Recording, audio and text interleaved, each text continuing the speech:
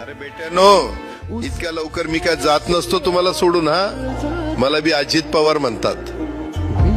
पण गऱ्यांनो, नियतीचा खेळ बघा. खरंच आज माझा हा प्रवास इथंच थांबतोय. मी नेहमी म्हणायचो राजकारण आपल्या जागी आहे, पण काम महत्वाचं. लोकांनी मला कामाचा माणूस म्हटलं, तीच माझ्या आयुष्याची सर्वात मोठी कमाई होती.